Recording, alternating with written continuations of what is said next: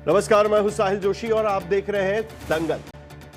SIR से लेकर vote चोरी के आरोप पर आज दिल्ली में दंगल ही दंगल है। आज संसद से लेकर सड़कों तक वोट बचाओ के नारे गूंजे। राहुल गांधी, प्रियंका गांधी, अखिलेश यादव, डिंपल यादव, शरद पवार के साथ सभी हाथ में तख्तियां और दिल में गुस्सा था। 300 विपक्ष के सांसदों के साथ राहुल के नेतृत्व में संसद के मकर द्वार से निकला मार्च सड़कों पर ही थम गया। विपक्ष के सांसद चुनाव आयोग के दरवाजे का मुंह भी नहीं देख सके। लेकिन असली सवाल यह है कि क्या सचमुच वोट चोरी हुई है? क्या चुनाव आयोग पर भरोसा उठ चुका है? अगर वोट चोरी का आरोप सच है तो चोर कौन है और पकड़ा क्यों नहीं गया? या यह सारा हंगामा 2029 की पॉलिटिकल स्क्रिप्ट का पहला सीन है? बिहार से एसआईआर से शुरू कहानी वोट चोरी पर आकर अब अटक गई है। बिहार में पहले वोट चोरी का काम बूथ कैप्चरिंग से होता था। लाठी डंडा, वोट डालने की स्पीड से चुनाव के नतीजे तय हुआ करते थे। लेकिन अब वक्त बदल गया है, लाठी डंडा डिजिटल हो गया है। राहुल गांधी की माने तो वोट चोरी का तरीका स्मार्ट हो गया है। लेकिन जवाब देना है चुनाव आयोग को, जो राहुल गांधी के सवालों पर उल्टे सरकारी पन्ना थमाकर जवाब मांग रहा है। इसीलिए आज हम करने जा रहे हैं एक सबसे बड़ी बहस कि क्या चुनाव आयोग का यह रवैया सही है। आज की बहस में शामिल होंगे सत्ता के सिपाही और विपक्ष के पैरोकार। आज उनके सामने होगी सवालों की बौछार, लेकिन उससे पहले यह खास रिपोर्ट देख लेते हैं।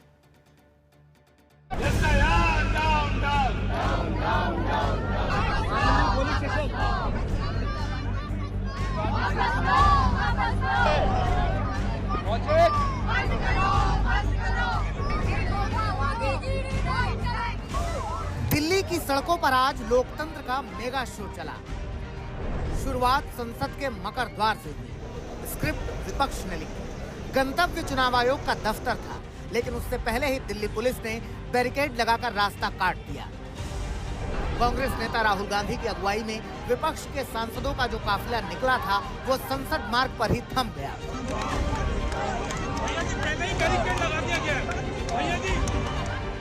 अखिलेश बैरिकेड फांद गए। प्रियंका गांधी सड़क पर ही बैठ गई। टीएमसी की एक महिला सांसद तो बेहोश हो गई। इसके बावजूद विपक्ष के सांसदों की नारेबाजी आसमान में गूंज रही थी। लेकिन विपक्ष के सांसदों को दिल्ली पुलिस आगे बढ़ने नहीं दे रही थी। दिल्ली पुलिस राहुल गांधी समेत विपक्ष के सांसदों को बस में भरकर संसद मार्ग पुलिस स्टेशन ले गई, जहां से बाद में सबको आजाद कर दिया गया। राहुल ने बस में जो कहा, उसी को दूसरे अंदाज में संसद में दोहराया।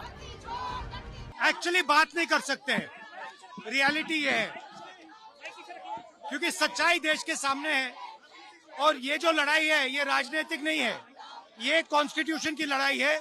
कॉन्स्टिट्यूशन को बचाने की लड़ाई है। वन मैन वन वोट की लड़ाई है। इसीलिए हमें साफ प्योर वोटर लिस्ट चाहिए। ये जो लड़ाई है, मैं थोड़ा क्लियरली बोलना चाहता हूँ। देखिए, अब ये राजनीतिक लड़ाई से आगे निकल गई है। देश की जो आत्मा है, स्पिरिचुअल देश का जो आत्मा है, उसके लिए लड़ाई हो रही है। कॉन्स्टिट्यूशन की लड़ाई है। One man one vote constitution का फाउंडेशन है। वन मैन वन वोट के बिना कॉन्स्टिट्यूशन का कोई मतलब नहीं है।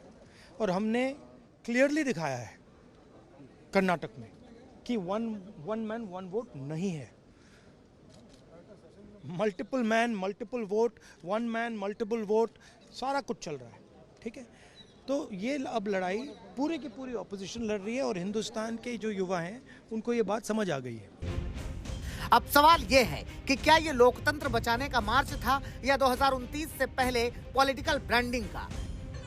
कांग्रेस नेता राहुल गांधी ने कथित वोट चोरी के मुद्दे को लेकर सड़क से संसद तक मोर्चा खोल रखा है।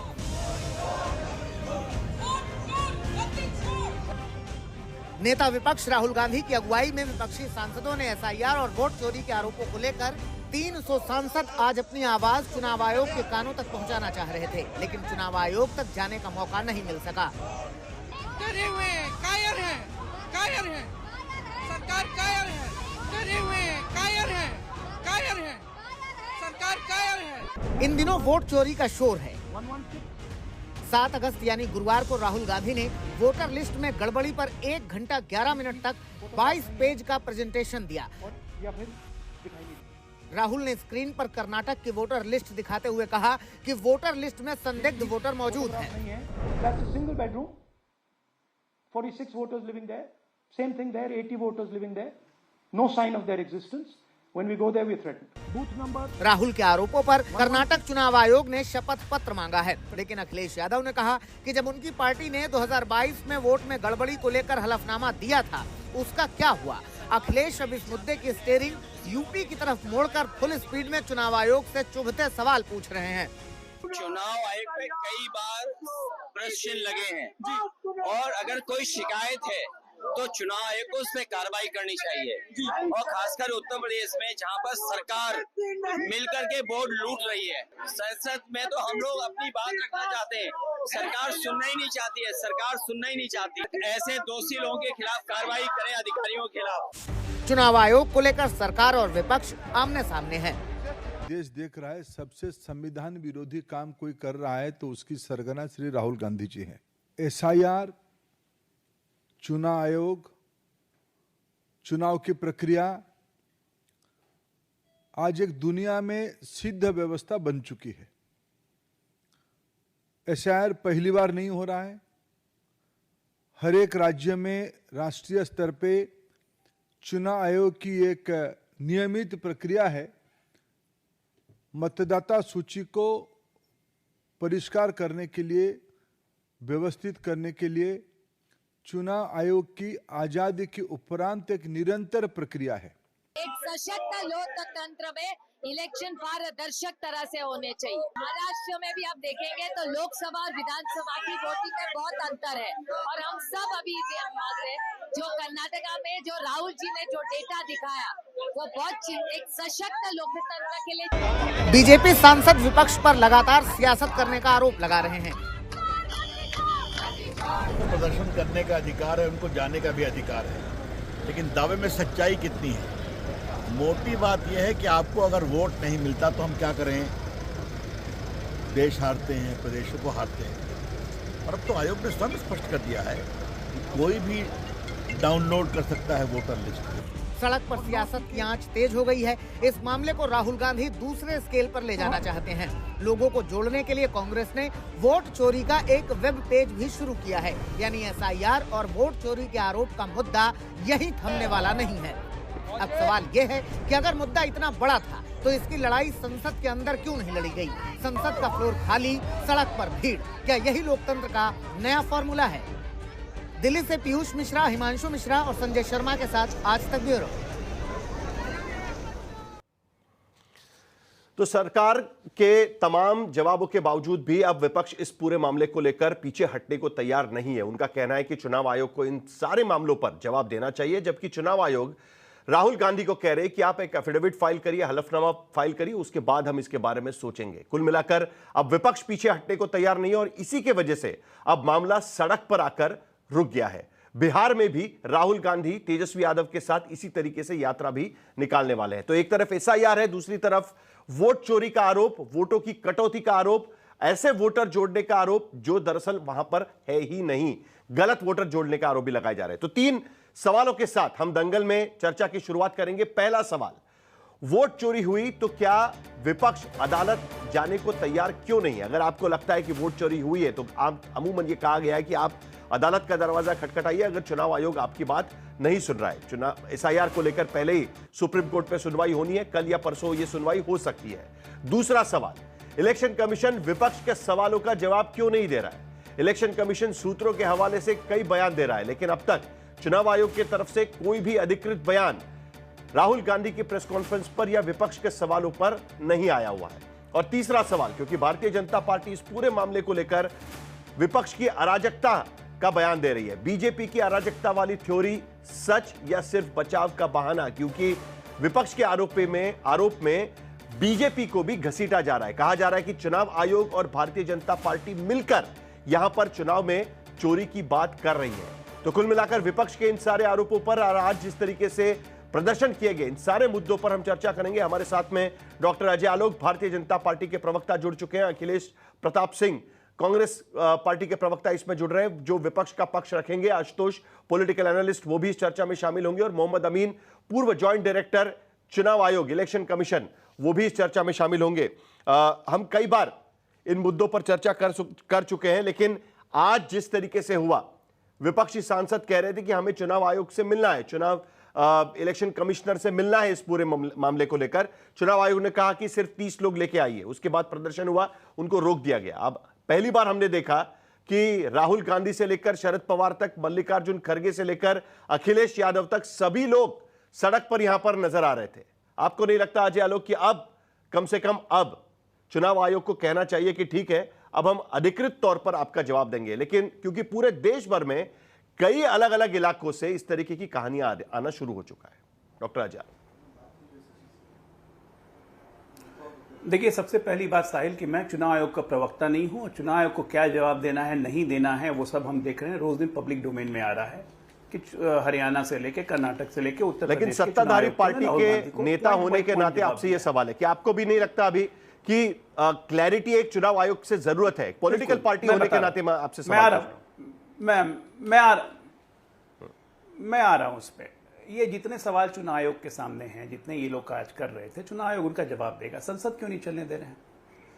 हमारे भारतीय जनता पार्टी के कार्यकर्ता बहुत, मैं कहूंगा, बुद्धिमान हैं और क्रिएटिव हैं। आज एक क्रिएटिविटी की कविता उन्होंने मुझे भेजी, सुनिए जरा, कितना अच्छा कविता लिखा था। मैं राहुल हूं। कौन हूं मैं? मैं राहुल हूं। ना प्रयोग हूं, ना संजोग हूं, मैं संजोग से किया हुआ प्रयोग हूं। मैं राहुल हूं। सफलता का मिथक हूं, विफलता का शतक हूं। मैं राहुल हूं। दत्तात्रेय भी हूं, डेविड भी हूं, अपने आप में एफिडेविट भी हूं। मैं राहुल हूं।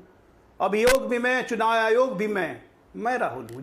जज भी मैं करता हूं, जज भी मैं ही राहुल हूं। एसआईआर के विरोध में भी मैं हूं, एसआईआर के पक्ष में भी मैं हूं। मैं राहुल हूं। भाई, गांधी परिवार का सदस्य हूं, उनके माथे का नंदन हूं, अपने आप में इंडी गठबंधन हूं। मैं ही राहुल हूं।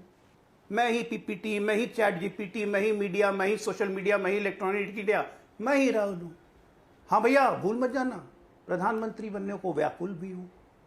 आप रहिए व्याकुल भारत, चुनाव जीतिए, प्रधानमंत्री बनिए। किसने मना किया है? ये अराजकता की सीमा आप तोड़ रहे हैं साहब। उसने ऐसी कविता भेजी कि मेरे दिमाग में छप गया। ये अराजकता की सीमा है, और नहीं तो क्या है ये? पार्लियामेंट आप क्यों नहीं चलने दे रहे हैं? एसआईआर के विरोध में इलेक्शन कमीशन आप क्यों जा रहे हैं? वोटर लिस्ट में गड़बड़ी है। वोटर लिस्ट की गड़बड़ी कौन ठीक करेगा? राहुल गांधी करेंगे, प्रियंका करेंगी, अजय आलोक करेंगे, या साहिल जी करेंगे? कौन करेगा? ये तो चुनाव आयोग को करना है ना। लेकिन ठीक है, यही है राहुल गांधी, कोई क्या कर सकता है? सच से कभी वास्ता नहीं, और माफी के अलावा इनके पास कोई रास्ता नहीं। आज तक सच बोला है, 3 बार माफी मांग चुके सुप्रीम कोर्ट में जाके अपनी गलतियों के बारे में। लगातार एक नैरेटिव 16-18 से फैलाना शुरू, माफी पे माफी, लेकिन कोई फर्क नहीं, कोई असर नहीं। इतनी मोटी चमड़ी हो चुकी है। आप करना क्या चाह रहे हैं भाई? आप लोकतांत्रिक चाहिए, संविधान के, खानदानी संविधान के हत्यारे हैं, खानदानी हत्यारे हैं संविधान के। दादी से लेकर सब कुछ संविधान की हत्या करते आए, कहते संविधान बचाने निकले। चुनाव आयोग जो आज एफिडेविट मांग रहा है, क्या वो संविधान के तहत नहीं है? क्या आप ये आरोप लगा रहे हैं? दो को टीवी चैनलों ने, आज तक ने अपने चैनल पर बैठा के उनका बयान सुना दिया, चाहे वो शकुन रानी हो, चाहे वो क्या नाम था, आदेश श्रीवास्तव हो। सबके बात आ गई कि भाई किसी का 2 वोटर नहीं है। तब आपको चुनाव आयोग बोल रहा है, आइए कह रहे हैं कि चुनाव आयोग के लिस्ट से ही निकाली है। तो चुनाव आयोग कह रहा है कि ठीक है, आप एफिडेविट साइन करके दे दीजिए कि हमारे लिस्ट से निकाली है। एफिडेविट साइन करने में क्या डर है? देखिए, रोड की नौटंकी साहिल जी बहुत आसान है। कैमरे पे आ जाइएगा, टीवी पे आके बोलना बहुत आसान है। कैमरे पे आ जाइएगा, दिखेगा आपकी बात चली गई। लेकिन साइंड पेपर देना, ऐसे करके साइन करके देना, ये लीगल डॉक्यूमेंट है एफिडेविट। कोर्ट में ना रगड़ा जाइएगा, फिर माफी मांगते रहिएगा, सजा भी हो सकती है। इसी डर के कारण तो नहीं जा रहे। अराजकता फैलाने की विपक्ष ने ठान लिया। लेकिन अजय आलोक, यहाँ पर एक सवाल मुझे ये पूछना बहुत जरूरी है। लोग चुनाव आयोग का रवैया इस पूरे मामले को लेकर यह दिख रहा है, जिस तरीके से वो कह रहे हैं कि आप एफिडेविट दीजिए, ठीक है, आपके नियम में लिखा हुआ है, लेकिन उस नियम में यह भी लिखा हुआ है कि वो चुनाव आयोग के जो अधिकारी है उनका डिस्क्रिप्शन होता है कि आपको एफिडेविट चाहिए, या अगर कोई सवाल उठा रहा है तो उसके आधार पर आप जांच करिए। और यह अभी सिर्फ राहुल गांधी नहीं कह रहे हैं, मीडिया के कई सारे रिपोर्ट्स मेरे सामने पड़े हुए हैं। आज ये एक जर्नलिस्ट कलेक्टिव, उन्होंने एक रिपोर्ट निकाली हुई है। उन्होंने कहा है कि उत्तर प्रदेश में जो 1000 वोटर है, उन्होंने जो छाननी की, एग्जैक्टली उन्हीं के नाम अलग एपिक नंबर के साथ में बिहार के लिस्ट में भी दिखाई दे रहे हैं। एक अखबार ने वहां पर मध्य प्रदेश की लिस्ट को लेकर खबर की कि 1696 पते ऐसे हैं कि जहां पर 100 से ज्यादा वोटर्स के नाम रजिस्टर्ड है एक पते पर। तो ऐसी खबरें तो अब सबको ही करना शुरू कर दिया है। तो कहीं ना कहीं चुनाव आयोग को भी तो ये लगना चाहिए ना कि नहीं, अगर इतनी सारी शिकायतें आ रही है तो जरा एक बार देख लेते हम क्या है। शकुन रानी का वो एग्जाम्पल दे रहे हैं यहां पर, उसका प्रेस रिलीज निकालिए, कहिए कि भाई इसका ये नाम गलत निकला है। मैं आपसे साहिल जी मैं आपसे 100% सहमत हूं, 100% सहमत हूं। आप ये बताइए कि बिहार को लेते हैं, एसआईआर की सबसे पहली प्रक्रिया यहीं शुरू हुई। 30 अगस्त को बिहार में चुनाव आयोग ने 65 लाख नाम काट दिए, ये कहते हुए कि 22 लाख लोग मृत हैं, एक ये कहते हुए कि 36 लाख लोग स्थायी पते पे नहीं रह रहे हैं, स्थानांतरित हो चुके हैं, 7 लाख के वोट डुप्लीकेट या ट्रिप्लीकेट हैं, मतलब एक आदमी के 3 जगह वोट। ये सारी करनियां तो चुनाव आयोग खुद देर कह रहा है, ये 30 अगस्त को उसके वेबसाइट पे प्रकाशित है बिहार के संदर्भ में, फिर लड़ाई किस बात की। मैंने अपने ओपनिंग स्टेटमेंट कहा साहब कि अगर चुनाव वोटर लिस्ट में कोई त्रुटि होती है तो एसआईआर की प्रक्रिया के तहत हर 20 से 25 साल पे हम सही करते आए हैं, इस देश का इतिहास रहा है। आज क्यों दिक्कत है आपको इस एसआईआर से? आप क्या चीज के पक्ष में खड़े हैं? मैंने इस एक लाइन उस पर और जोड़ता हूं, इस देश के समझदार लोगों के लिए असमंजस हूं मैं, राहुल हूं मैं। इस देश के लोग समझ ही नहीं पा रहे भाई कि विरोध किस बात का है।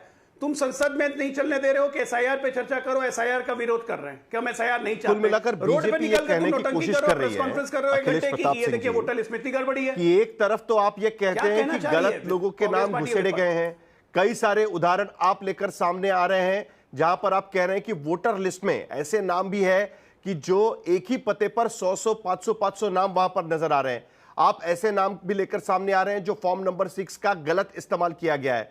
ऐसे भी नाम लेकर आ रहे हैं कि जिनके 2 एपिक नंबर दिखाई दे रहे हैं, अलग अलग वोटर बूथ पे उनके नाम नजर आ रहे हैं।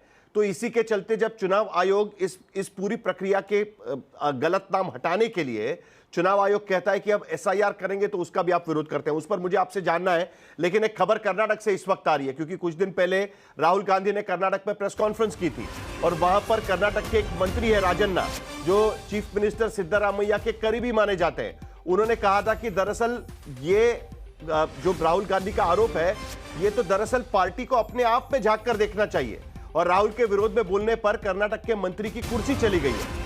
जैसे मैंने कहा कि राजन्ना उनके सिद्धरामैया के करीबी माने जाते हैं, वोट चोरी वाले मुद्दे को लेकर पार्टी से अलग बयान वो दे रहे थे।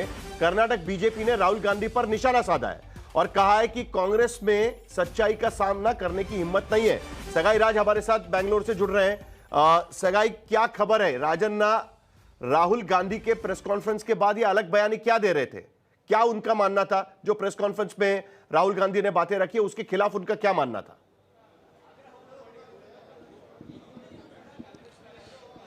देखिए, के.एन. राजन्ना कल जब मीडिया के साथ बात किया था उन्होंने कहा था कि जो भी वोटर लिस्ट का लिस्टिंग हुआ था उस टाइम पे हमारा ही गवर्नमेंट पावर में था और उस टाइम पे हम चुपचाप बैठे थे, हम हमारा आंखें बंद करके चुपचाप बैठे थे। उस टाइम पे हमने इसके बारे में कुछ भी दबाव नहीं डाला था, इसके बारे में हम लोगों ने इशू भी रेज नहीं किया था। मगर अभी रेज करने का क्या फ़ायदा है? उसी टाइम पे करना चाहिए था जब हमारा गवर्नमेंट पावर में था, उसी टाइम पे वोटर लिस्ट भी बनाया गया था। इसी के बारे में उन्होंने बात किया था और जो उनका स्टेटमेंट था जब राहुल गांधी, एआईसीसी प्रेसिडेंट मल्लिकार्जुन खड़गे और सब लोग जब पार्लियामेंट के बाहर प्रोटेस्ट कर रहे, उसी के दिन यहाँ पे बेंगलुरु में भी प्रोटेस्ट हो रहा था, उसी के टाइम पे राजन्ना का स्टेटमेंट बहुत ज़्यादा एम्बैरेसमेंट हुआ था पार्टी के लिए और पार्टी को भी इसके बारे में जानकारी मिली थी जब इंडिया टुडे आज तक ने रिपोर्ट किया था इस न्यूज़ के बारे में। जब उन्होंने इस न्यूज़ के बारे में पढ़ा था तुरंत उन्होंने डीके शिव कुमार के साथ भी बात किया था। जब डीके शिव कुमार के साथ बात करने के बाद जो लेटर कर्नाटका कांग्रेस से जो लेटर वहाँ पे दिल्ली को लिखे थे, वहाँ पे उन्होंने कहा था कि के.एन. राजन्ना का स्टेटमेंट बहुत बड़ा एम्बैरेसमेंट है और बहुत ज़्यादा अस्त्र दिया है बीजेपी को, कांग्रेस को कर्नाटका में अटैक करने के लिए। तुरंत उसके बाद दिल्ली से सिद्धरामैया जी को फोन आया था, चीफ सिद्धरामैया को। यही बात है। धन्यवाद सगाई, बहुत शुक्रिया आपका अखिलेश प्रताप सिंह। यही बात है। अब देखिए, आप ही के मंत्री कर्नाटक में कह रहे हैं कि ये पहले क्यों नहीं उठाया? आप, हमारी ही सरकार थी, हम पहले ही इस सारे मुद्दे को उठा सकते थे। बीएलओ जो वहां पर अपॉइंट होते हैं वो भी तो राज्य सरकार के ही कर्मचारी होते हैं जो जाकर ये सारी बातें चेक कर सकते हैं। बीएलए भी राजनीतिक पार्टी के होते हैं, वो भी ये सारी बातें चेक कर सकते थे। तब हमने सवाल ही नहीं उठाए, अब उनको इस्तीफा देना पड़ रहा है राजन्ना जी को। साहिल जी, देखिए 2014 के बाद से जब से ये बीजेपी सत्ता में आई है इसको मैं बार बार कहता हूं, बहुत लोग कहते हैं ये ईस्ट इंडिया कंपनी पार्ट 2 है। एक ईस्ट इंडिया कंपनी पार्ट 1 थी जिसका इस देश पे सिर्फ 2 ही मकसद था, पावर और पैसा। उसी तरह ये जो ईस्ट इंडिया कंपनी पार्ट 2 है 14 के बाद वाली, इसका भी एक 2 ही मकसद है, पावर और पैसा। वो भी ईस्ट इंडिया कंपनी अपने आकाओं के प्रति जवाबदेह थी। ये जो आज की ईस्ट इंडिया कंपनी पार्ट 2 है, ये अपने आका गुजरात और नागपुर वालों के लिए जवाबदेह है, और ये जनता को सिर्फ अपना गुलाम समझते हैं, और ये संविधान और संवैधानिक संस्थाओं को अपने जेब का समझते हैं। जैसे ईस्ट इंडिया कंपनी पार्ट 1 थी, उसी तरह पार्ट 2 करती है। लेकिन कांग्रेस विपक्ष ने और गांधी ने मिलके उस ईस्ट इंडिया कंपनी के मंसूबों को पूरा नहीं होने दिया। उसी तरह इस ईस्ट इंडिया कंपनी पार्ट 2 के भी मंसूबे पूरे नहीं होंगे। आपने प्रश्न किया कि अगर एक घर से राहुल जी बता रहे हैं कितने नाम हैं और एक ही पिक के कई कई वोटर आईडी कार्ड हैं, और उस आपका रिपोर्टर बेंगलोर में जाके दिखाया कि वो फैक्ट था, सही था आपके रिपोर्टर ने, तो भाई और बिहार में क्यों आप कह रहे हैं कि फिर बिहार में क्यों एसआईआर का विरोध कर रहे हैं, या आप ये कह रहे हैं कि क्यों एसआईआर का बिहार में विरोध कर रहे हैं? अरे भाई का क्या था? आप नाम काट रहे हो, आप बोल के आप बीच, मैंने किसी के बीच में नहीं बोला, पेशेंस रखना चाहिए। बहस कर रहे हो तो बहस की तरह से बोलिए अखिलेश जी, बोलिए। देखिए साहिल जी, अगर एसआईआर 65 लाख लोगों के नाम काट रहा है तो वो ये क्यों कह रहा है कि न मैं नाम बताऊंगा कटे हुओं का, न कारण बताऊंगा? क्यों भाई? नहीं, ये क्यों ये क्या लोकतंत्र है? यही है तानाशाही, यही है ईस्ट इंडिया कंपनी। प्लीज, बीच में कौन बोल रहा है? आपके पीसीआर से कोई बीच में बोल रहा है, मुझे बार बार डिस्टर्बेंस, और आपस में बात कर रहे हैं, उन्हें जरा बता दें। तो ये नहीं, ठीक है, बोलिए अखिलेश जी, यही है तानाशाही, यही है तानाशाही, यही है लोकतंत्र को गला घोटना। आप अगर एक नाम पे एक घर में 10 वोटर हैं तो आप बताओ ना कि इसमें 10 थे, मैंने 9 काट दिए, इस ईपिक नंबर पे 4 थे, मैंने 4 काट दिए, ये थे, मैंने ये काट दिए। ट्रांसपेरेंसी क्यों नहीं? लोकतंत्र, देखिए तानाशाह जो होता है ना, तानाशाह बहुत डरपोकना होता है, और उसे लोकतंत्र से तो बहुत डर लगता है कि कोई बोल दे, कोई कुछ कह दे। वही हालत है यहाँ पे। आज 300 सांसद चुनाव आयोग के पास जाके अपनी बात रखना चाहते हैं। देखा आपने, सारे सांसदों की अरेस्टिंग हो गई, सारे सांसदों की। ऐसा लग रहा है कि ये कहां के लोग हैं? विपक्ष और सत्ता पक्ष मिलके देश का संसद बनता है और संविधान पालन करता है। एक रखवाला है, एक हमेशा जगाने वाला है, सचेत करने वाला है, कमियों पे इंगित करने वाला है, वो भी देश की बात करता है। जी अखिलेश जी, सवाल यहां पर यह भी होता है, चुनाव आयोग बार बार कह रही है, देखिए महाराष्ट्र के सीईओ ने कहा अफिडेविट पे दीजिए, कर्नाटक के सीईओ ने कहा अफिडेविट पे दीजिए, हरियाणा के सीईओ ने कहा अफिडेविट पे दीजिए। बार बार सवाल यह उठता है कि अफिडेविट पे शायद इसलिए नहीं दिया जा रहा है क्योंकि अगर अफिडेविट पे दी गई जानकारी गलत निकलती है तो आप पर कार्रवाई हो जाएगी। पीपल्स रिप्रेजेंटेशन एक्ट के तहत आप पर कार्रवाई हो जाएगी कि इलेक्टोरल रोल्स के मामले में गलत फहमी फैलाने की कोशिश की। क्या यह वजह है इसकी? अगर आपके पास इतना कॉन्फिडेंस है कि हमारी बात सही है तो एफिडेविट पे दे दीजिएगा, चुनाव आयोग को मजबूर करिए कि जाके वो जांच करे इस पूरे मामले की। देखिए ये सब तानाशाही सोच की उपज है। लोकतंत्र में जितने संस्थाएं हैं, व्यवस्थाएं हैं, शासन तंत्र है, अगर उसे कहीं से सूचना भी मिलती है किसी अनहोनी या संविधान या कानून के उल्लंघन की, तो उसे संवैधानिक अधिकार प्रदान किया गया है कि आप उसकी जांच करें और तदनुसार कार्रवाई करें। हर बात पे अभी आपने बोला था अपने उसमें कि फिर 3 पॉइंट में कि क्यों नहीं कोर्ट जाते हैं, ये भी तानाशाही सोच है। हर बात के लिए कोर्ट जाता है तो फिर व्यवस्थाएं किस लिए हैं? आप कहें कि जाओ कोर्ट जाओ, हम तो तानाशाही करेंगे। इसका मतलब कि देश में लोकतंत्र नहीं रहा, प्रजातंत्र नहीं रहा, व्यवस्थाएं एक तरफ अराजकता का आरोप अजय आलोक, इसका मतलब दूसरी तरफ विपक्षी सांसद कह रहे हैं 300 सांसद सड़क पर उतरते हैं। यह बहुत कम बार होता है कि इतने सारे सांसद एक साथ चुनाव आयोग के दफ्तर जाकर इलेक्शन कमिश्नर को मिलना चाह रहे थे और उनको अराजकता फैलाने वाले ठहराया जा रहा है। आपको याद होगा कि इमरजेंसी के पहले भी प्रधानमंत्री इंदिरा गांधी ने विपक्ष के इस तरीके के आंदोलनों को अराजकता फैलाने वाला ही कहा गया था। आपको याद होगा ये बात को। पहले आपको शायद याद दिला देता हूं कि जब इमरजेंसी के पहले कभी भी 300 सांसद हुए ही नहीं विपक्ष के, लोकसभा राज्यसभा मिला के। दूसरी बात, चुनाव आयोग का दफ्तर है, इंदिरा गांधी स्टेडियम नहीं है, मैं विपक्ष के आंदोलन की बात कर रहा हूं। पहुंच जाएंगे। जब चुनाव आयोग ने कहा था, मैं वही कह रहा हूं कि आंदोलन पे ही आ रहा हूं कि जब चुनाव आयोग ने 30 सांसदों को कहा था और जितने दल हैं उसमें से एक रिप्रेजेंटेटिव जाता है हमेशा, ये एक कायदा, एक दस्तूर रहा है। अराजकता क्यों कहता हूं कि व्यवस्था जब नहीं बनाना है तो उसको अराजकता कहते हैं। चुनाव आयोग की एक व्यवस्था है, उस व्यवस्था को ये पालन नहीं कर रहे हैं। 30 लोगों का समय था, 12 बजे का गए ही नहीं 30 लोग, मिलना ही नहीं था चुनाव आयोग से, करना था ये फोटो ऑप। अच्छा, लगातार तब से विदेशी किए जा रहे हैं। ईस्ट इंडिया कंपनी 1-2, अरे कांग्रेस बनाई थी एक विदेशी ने, एओ ह्यूम ने, और आज कांग्रेस चला भी एक विदेशी ही रही है महिला। 10 साल अध्यक्ष रखा आपने उसको, ठीक है ना। विदेशी का ज्ञान तो हमको दीजिए मत। ईस्ट इंडिया कंपनी कैसे है? दूसरा बात, एक मिनट, मुझे तो आश्चर्य लगता है कि क्या हो गया है कांग्रेसियों को।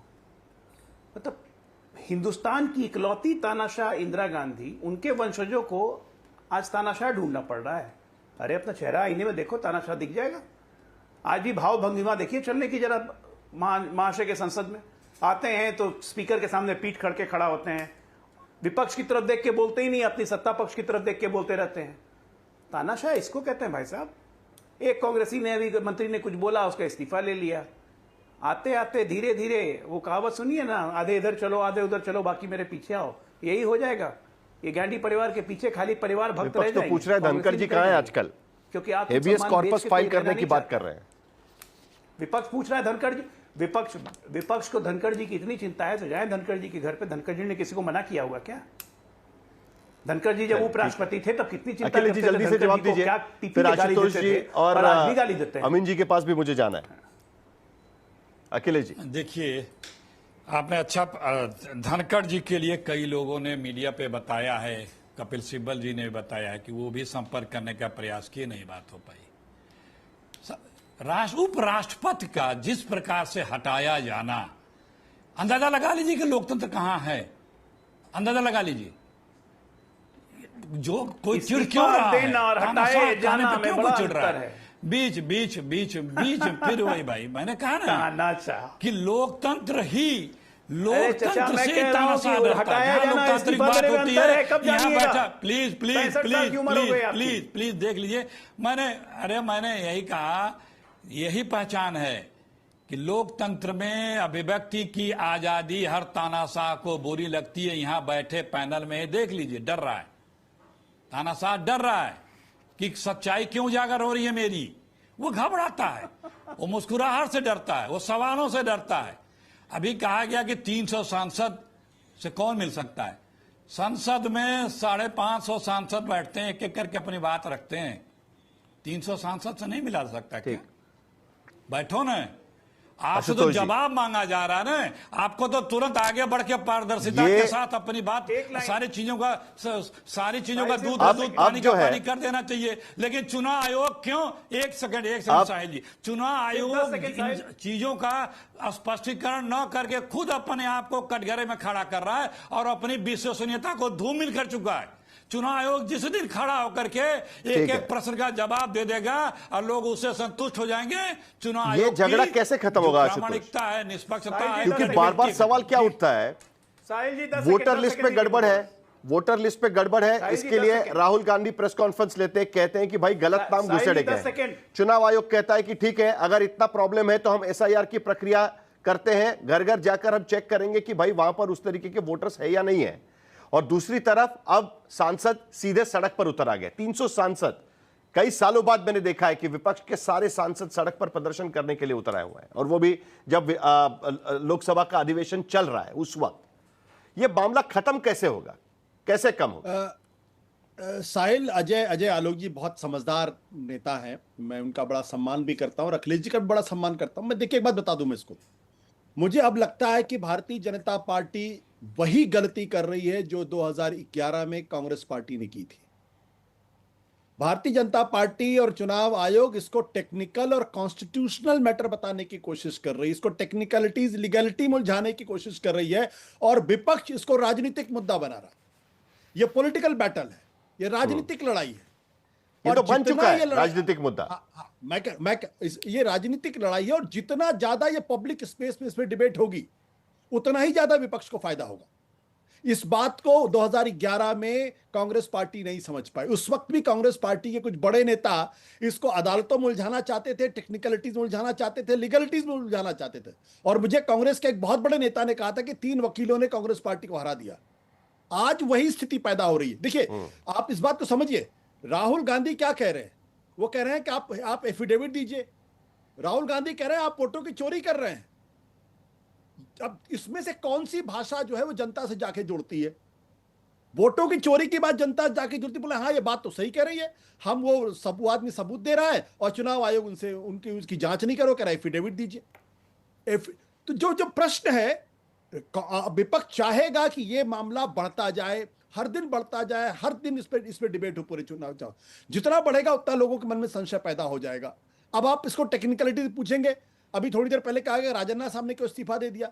लोग फौरन पलट के कह रहे हैं कि भैया वहां तो एक मंत्री ने इस्तीफा दे दिया, यहां तो उपराष्ट्रपति को पद से बर्खास्त कर दिया गया क्योंकि उन्होंने कुछ बोलने की कोशिश की थी।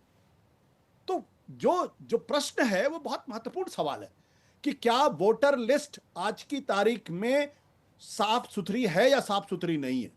एक एक एड्रेस पे अगर 200 लोग, 250 लोग, 500 लोग, 700 लोग, 250 लोग अगर मिल रहे हैं तो हर आदमी ये सोचेगा यार ये इसमें कुछ तो कुछ गड़बड़ लफड़ा है, और चुनाव आयोग क्यों नहीं जांच करा पा रहा, भारतीय जनता पार्टी के लोग क्यों चुनाव आयोग की तरफदारी कर रहे हैं। ये सवाल आसानी से लोग पूछ रहे हैं। अजय आलोक बताइए, बार बार उठकर सवाल वहीं पर आ जाता है कि बजाय इसके कि चुनाव आयोग को कहे कि आप जरा साफ शब्दों में आकर साफ करिए, कि जिस तरीके से पहले भी उन्होंने प्रेस कॉन्फ्रेंस की थी कई सवालों को लेकर, अभी भी उनको प्रेस कॉन्फ्रेंस करने में क्या दिक्कत है, उसके बजाय लोग कह रहे हैं कि बीजेपी की उनके समर्थन में उतर आई है चुनाव आयोग के। मैं आशुतोष जी की बहुत इज्जत करता हूं, बड़े भाई जैसे हैं, और लेकिन आज एक लाइन इन पे भी बिल्कुल लागू होती है। इस देश के समझदारों के लिए असमंजस हूं मैं, राहुल हूं मैं। आशुतोष भी असमंजस में क्या करें। राहुल गांधी अभी आपके कैमरे पे टीवी पे बोल रहे थे कि ये राजनीतिक लड़ाई नहीं है, ये संविधान की लड़ाई है, एक एक वोट की लड़ाई है, ये कह रहे हैं राजनीतिक लड़ाई है। तो पहले राहुल गांधी को समझ लीजिए, फिर उनके बारे में कमेंट्री कीजिएगा। अब दूसरी बात यह है कि सिंपल लॉजिक है आशुतोष जी, 2 नाम आए, आदेश श्रीवास्तव, शकुन रानी, दोनों को आज तक ने कैमरे पे बिठा के बोल दिया कि भाई हमने एक ही वोट दिया, दूसरा वोट है ही नहीं हमारा कहीं। अब इससे बढ़िया झूठ क्या होता है, मैनिपुलेशन ऑफ इलेक्टोरल रोल्स कैसे होता है। क्योंकि राहुल गांधी ने प्रेस कॉन्फ्रेंस करके इलेक्शन कमीशन के सो कॉल्ड इलेक्टोरल रोल में इनका 2-2 जगह नाम दिखाया है। फोर्जिंग ये होती है जिसमें धारा 327 अट्रैक्ट होती है, पीपल रिप्रेजेंटेटिव एक्ट 171 अट्रैक्ट होता है, इसलिए एफिडेविट देने से भाग रहे हैं। भाग राहुल भाग। कहते हैं कि मैं क्यों साइन करूं, ये तो डेटा इलेक्शन कमीशन का था, इलेक्टोरल और इलेक्शन कमीशन का था। अरे था तो दे दो भैया साइन करके, क्या दिक्कत है। हम कॉन्स्टिट्यूशनल नहीं बना रहे। इलेक्शन कमीशन ने, अगर आपको ध्यान होगा, पहली बार एफिडेविट मांगा है इनसे, क्योंकि पूर्व में 4 बार इसी तरह ये भाग चुके हैं। हरियाणा चुनाव इन्होंने खुलेआम आरोप लगाए, सुप्रीम कोर्ट से इनको झाड़ पड़ी कि आप लोगों ने मजाक बनाया हुआ है। महाराष्ट्र चुनाव इन्होंने खुलेआम आरोप लगाए, कभी 39 लाख, कभी 40 लाख, कभी 65 लाख, कभी 1 करोड़, हाल में 1 करोड़ वोटर जोड़े गए। मुंबई हाईकोर्ट ने खुलेआम लताड़ लगाई राहुल गांधी पूरे कांग्रेस पार्टी को, असर नहीं पड़ता इनको। मैं कहा ना, मोटी चमड़ी हो गए, एफिडेविट देंगे तो फंस जाएंगे। इतनी सी बात क्या आपको लगता है देश बेवकूफ है इस सोशल मीडिया के जमाने में, इस चैट जीपीटी और गूगल, इसीलिए सड़क पर लड़ाई चल रही है। ये देश बेवकूफ है क्या? एक एक चीज कॉल करके निकाल दे रहा है, सबको पता है। मुझे इनका जवाब देने को 10 सेकंड दीजिए। नहीं बनेगा। अखिलेश जी, मैं आता हूं आपके पास भी आता हूं। अखिलेश जी आपके पास क्या होगा? मैंने आपके पास अभी अजय जी ने कहा कि वो तो कह रहे संविधान की लड़ाई के दौरान, किसी राजनेता को आपने आज तक बोला कि वो कहता कि मैं राजनीतिक लड़ाई लड़ रहा हूं? कोई नहीं बोलता, लेकिन सबको मालूम है किस तरीके की बातचीत हो रही। महत्वपूर्ण सवाल क्या, अभी देखिए ओपी रावत जो मुख्य चुनाव आयुक्त थे, उन्होंने साफ तौर पे कहा किसी तरीके एफिडेविट देने की जरूरत नहीं है, चुनाव आयोग को इस पर कार्रवाई करनी चाहिए। और जो पीपल्स आचार्य भी वही कह रहे हैं। हाँ, पीपल्स रिप्रेजेंटेशन है 1960 का जो है, जिसमें 20(3)(b साफ तौर पे कहता है कि जब कोई ड्राफ्ट लिस्ट आती है, उस ड्राफ्ट लिस्ट में 1 महीने के अंदर आपको एफिडेविट देके देना पड़ता है। ये तो किसी ड्राफ्ट लिस्ट का हिस्सा है नहीं, ये तो रिवीजन का हिस्सा है। मेरा आशुतोष जी सुनिए, एक मिनट सर, मेरी बात कंप्लीट हो जाए फिर आप बोलिएगा। मैं जो बात कहना चाह रहा हूं, मैं खुद यह बात कहना चाह रहा हूं कि ये सवाल शकुन रानी से बहुत आगे निकल चुका है।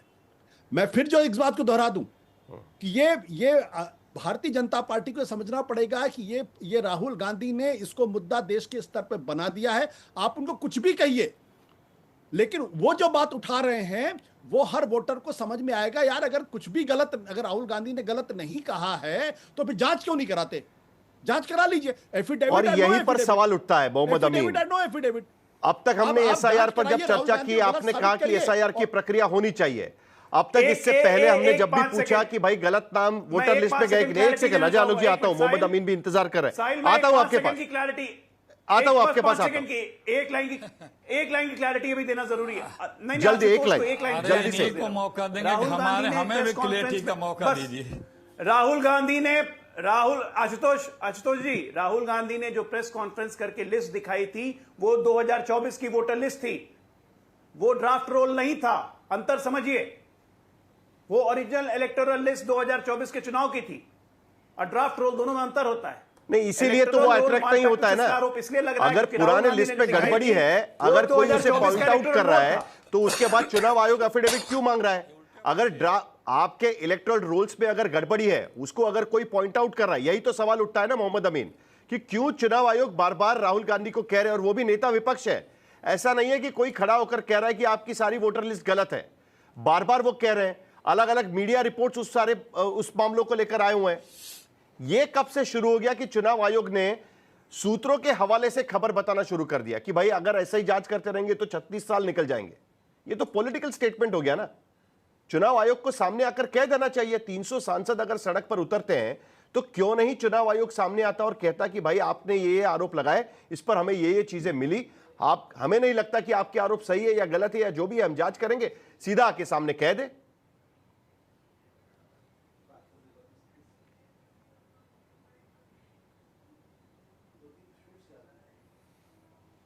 अमीन जी,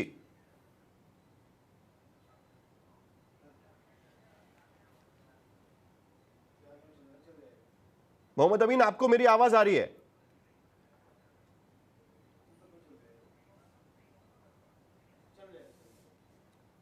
क्वेश्चन किससे किया आपने? नहीं मोहम्मद अमीन, आपको मैंने सवाल पूछा ही है। हाँ, जरा एक बार रिपीट करेंगे?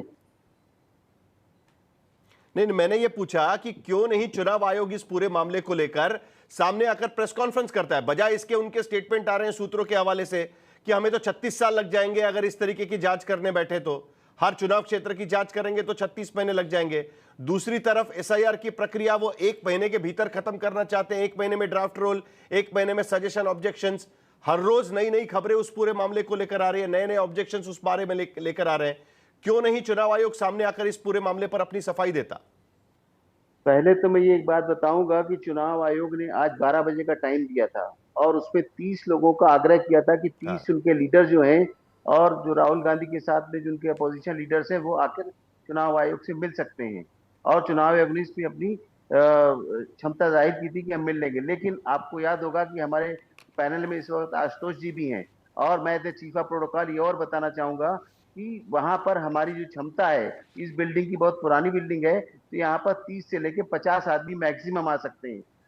आपको मैं ये बताऊंगा, आशुतोष जी अच्छी तरह जानते हैं इस बात को, तो वहां इतनी जगह नहीं है। इसलिए अगर उनको कहा गया कि 30 सांसद आके, माननीय सांसद नेतागण आके मिल लें, इसमें तो कोई बुरी बात नहीं थी। अपने जो टॉप लीडर्स थे उनको जाके मिल लेना चाहिए था और अपनी बात को रखना चाहिए था। लेकिन अब ये कहना, कई चैनल पे ये कहा गया कि चुनाव आयोग बाहर क्यों नहीं आता है। चुनाव आयोग बाहर जाने के लिए नहीं, वो है नहीं है। हाँ, उसके पास आप जाएंगे अपनी प्रॉब्लम लेके तो सुनेगा, उसका समाधान होगा। लेकिन आप लोग जो देख रहे हैं, ज्यादातर अपोजिशन पार्टियां ये चाह रही हैं कि वो प्रेस के अंदर बात करें। प्रेस के अंदर बात करने का नहीं होता। जो आपके पेपर्स हैं उन पेपर्स के साथ आइए, जो ऑब्जेक्शन है उनके साथ आइए, आपका मेल है, आपको स्पीड पोस्ट है। अब तो बड़ा जनरल आरोप है ना अमीन जी, अब तो बड़ा जेनेरिक आरोप हुआ है। नहीं आते हैं। नहीं, मुझे एक बात बताइए, देखिए उस दिन राहुल गांधी की प्रेस कॉन्फ्रेंस हुई, इससे पहले चुनाव आयोग ने बिहार में जो एसआईआर की प्रक्रिया हुई उसके ड्राफ्ट रोल का डिजिटल फॉर्मेट में भी उन्होंने बूथ लेवल पर देने की कोशिश की थी, अपने वेबसाइट पर डाला था। जैसे ही प्रेस कॉन्फ्रेंस हुई, उन्होंने डिजिटल लिस्ट अपने वेबसाइट से हटा दी और उसके बाद जो प्रिंटेड लिस्ट होती है वो वापस एक बार जाके उन्होंने वेबसाइट पर डाल दी।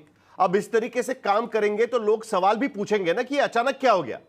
आप डिजिटल देने से पहले मना कर देते हैं, फिर आप कहते हैं कि हम डिजिटल देने के लिए तैयार हैं, ड्राफ्ट रोल हम डिजिटल देने के लिए तैयार है, उसके बाद आप हटा देते हो, एक बार फिर प्रिंट डाल देते हो। ये जो चीजें हैं ना, कहीं ना कहीं आशंका बढ़ती है। आपको याद होगा कि ये सब सारी चीजों के बाद में कम से कम जो संवैधानिक संस्थाएं उनको आगे आकर इस बारे में बात करनी चाहिए, ऐसा नहीं लगता आपको? भूल जाइए कि विपक्ष का क्या बोल रहा है, सत्ता पक्ष क्या बोल रहा है। आप तो इंडिपेंडेंट संस्था है पूरी तरीके से। आपकी बात सही है, इलेक्शन कमीशन को आके थोड़ा ब्रीफ करना चाहिए जनता के सामने कि ये क्या चीजें हैं।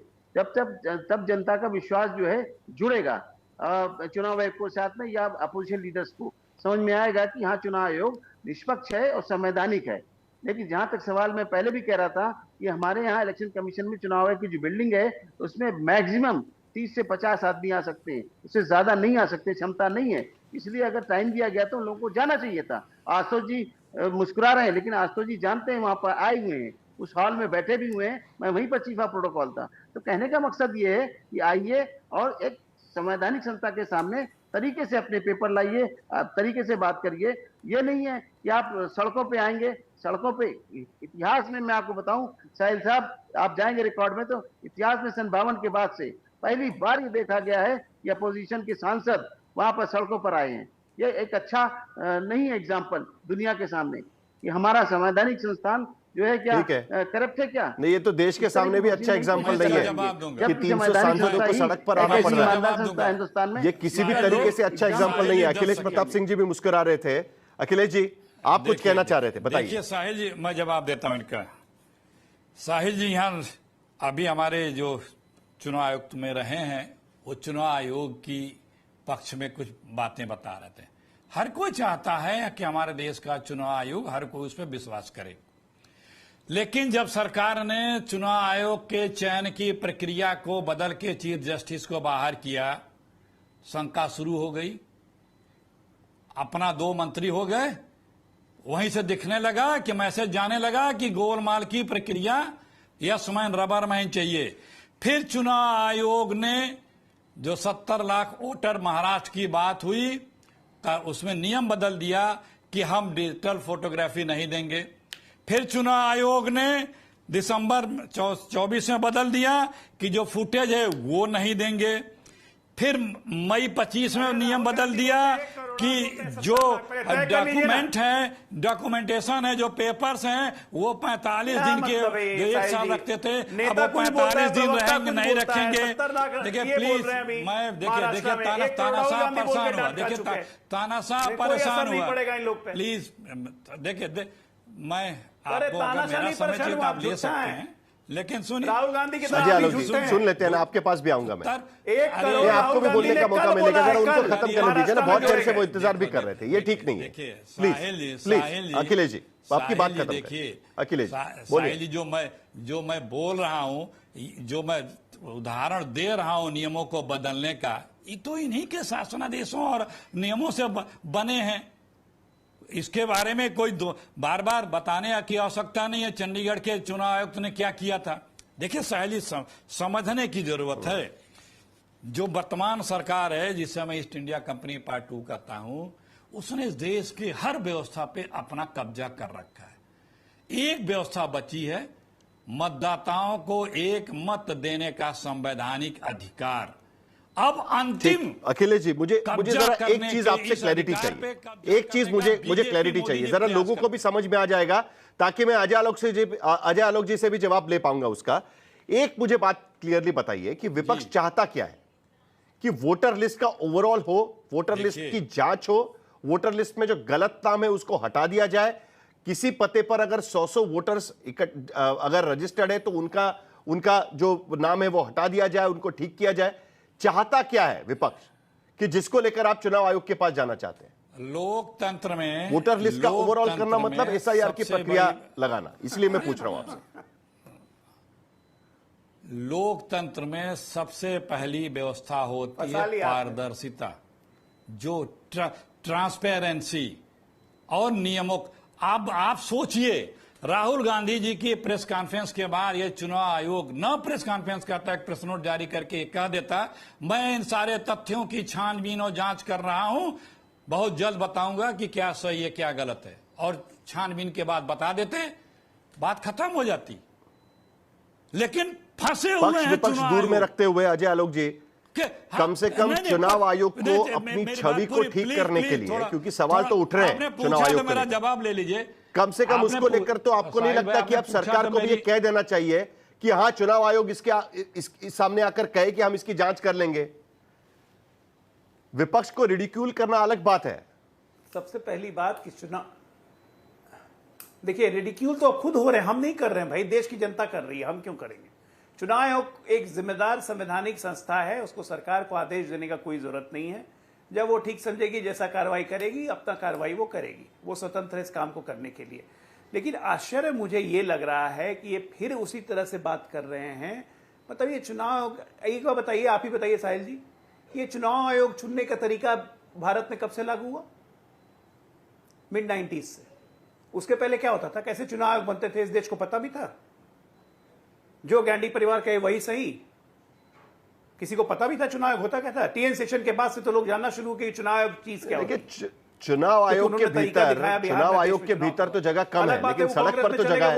दिल्ली पुलिस भी 300 सांसदों को रोक लेती है, उसके बाद तो सांसद पूछेंगे ना कि भाई हमको तो कहीं नहीं आप आंदोलन करने दे रहे हैं। साहिल जी एक मिनट, आंदोलन की जगह होती है कीजिए ना, दिल्ली में बिल्कुल सर्टिफाइड जगह पे है, जंतर मंतर पूरा है, वहां जाके आंदोलन कीजिए। ऐसा थोड़ी ना कि दिल्ली में कहीं भी जाके आंदोलन करने लगिएगा, जंतर मंतर सर्टिफाइड धरना कह रही है, जाइए कीजिए वहां आंदोलन। अच्छा तो जल्दी से रोज 10 सेकंड आपके पास, आप कुछ कहना चाह रहे हैं? देखिए अमीन साहब ने कहा, ये अमीन साहब की बात मानता हूं कि 300 सांसद तो वहां नहीं आ सकते, लेकिन चुनाव आयोग के 3 लोग उठकर तो जा सकते हैं ना विपक्ष के पास, कि बताइए कहां आना है। मैं आपकी बात सुनने के लिए तैयार हूं। ये जो फर्क है चुनाव आयोग की रिजिडिटी का, यही सवाल है कि क्या चुनाव आयोग इस पूरे मामले को लेकर, मेरा समय खत्म हुआ है, लेकिन चुनाव आयोग इस पूरे मामले को लेकर सुनने को तैयार है क्या, या एफिडेविट का इंतजार किया जाएगा? क्योंकि बार बार सिर्फ विपक्ष के तरफ से नहीं तो कई सारी जगह से यह रिपोर्ट्स आ रही है कि नामों में कहीं ना कहीं कुछ गड़बड़ियां हैं। ऐसा तो नहीं हो सकता कि पूरी की पूरी लिस्ट, करोड़ों वोटर्स की लिस्ट साफ सुथरी होगी। तो क्या चुनाव आयोग इस बारे में सुनेगा? इस पर ध्यान रखना जरूरी होगा। सुप्रीम कोर्ट पे भी SIR को लेकर सुनवाई होनी है, उस पर भी ध्यान रखना होगा।